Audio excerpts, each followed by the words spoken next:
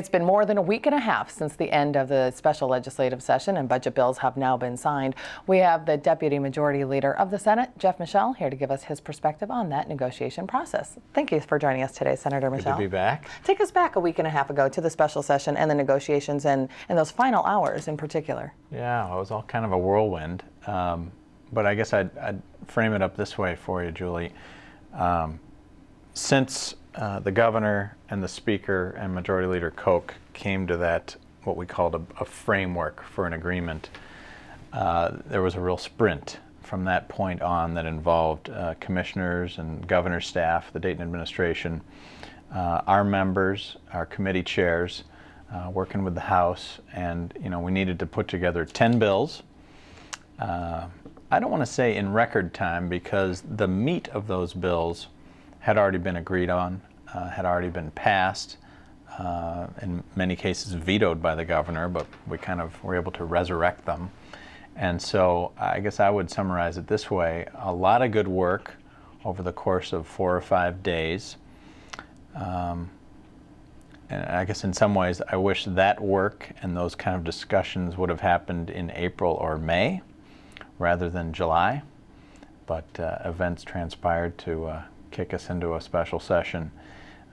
So I hope that that's something we can build upon, that looking into next year, into 2012, can't believe we're using those numbers now, that we can build on kind of a new level of trust and relationship and real substantive discussions on all the bills, And in fact, you bring up my next question. You open the door to it. There was some concern about a month and a half ago by some members of each caucus that perhaps the negotiations would become so acrimonious that it would damage relationships into the future. Do you think that that has happened, or are you able to salvage, as you said, some trust and a good working relationship?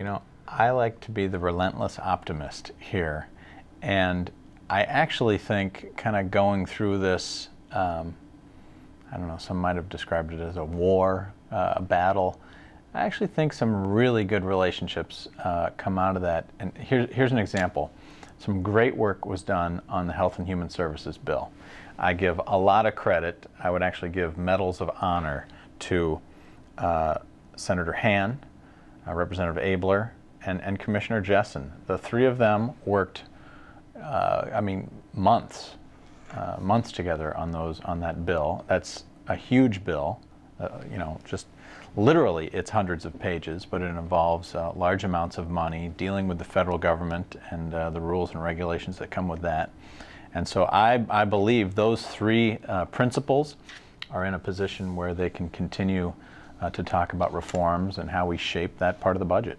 And in fact, you bring up another good question. We spoke with Deed Commissioner Mark Phillips. We'll show that a bit later we've already shown that in the show, excuse me. And he said that he had a great working relationship with you as well, and the House author of the jobs bill. So let's begin with a quick overview of that jobs bill real quickly. Do you think that your bill achieves the goal of job creation? I'm going to be honest here, Julie. I think it's a poorly named bill. It's called the jobs bill because of a number of departments that it works with. But I think this new Republican majority came to the Capitol with an understanding and a strong belief that it's not government, it's not a bill that creates jobs, that we have to lay a foundation so that the private sector can grow. And frankly, that was a point of contention, not just on this bill, but on the entire budget. I do feel very good about what we accomplished with that. It's another one of the bills that actually has real cuts.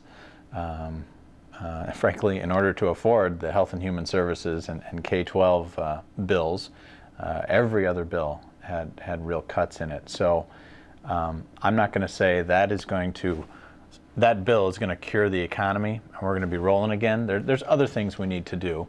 But I would say again that that's an example of some relationships and some understandings that we can now use as a platform to move strongly into the 2012 session, talking about jobs and the private sector economy. And what do you want to do to build on what was done? I think the first step we need to do is we need to listen to job creators. You will have legislator after legislator coming in here year after year talking about budget deficits unless we get the private sector economy going again. That definitely gets us back into the talk about taxes, what level of taxes are appropriate, what kind of taxes are appropriate. So I think there'll be a lot of discussion about tax reform.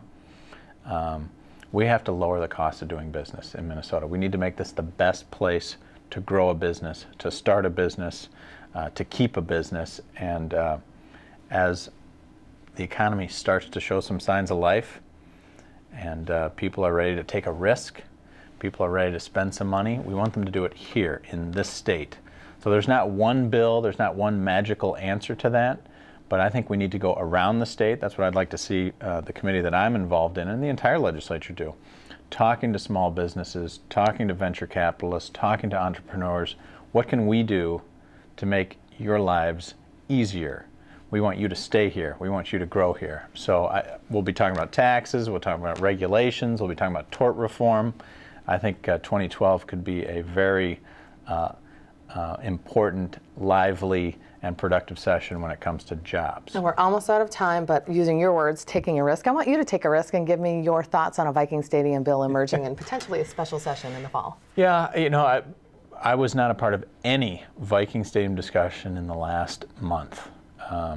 It sounds like there were plenty of talk behind closed doors, and it involves multiple parties. I'd say it's still a long shot. I guess to use football terms, I'd say a Viking Stadium is still a long pass downfield into double coverage. But Donovan McNabb could make that play. I'm happy with what the Vikings have added recently, but I'm not sure if it's quite ripe yet for to bring it back to the legislature. But all right, stay fair tuned. enough. We're out of time, Senator. Thank you for your time. We appreciate it.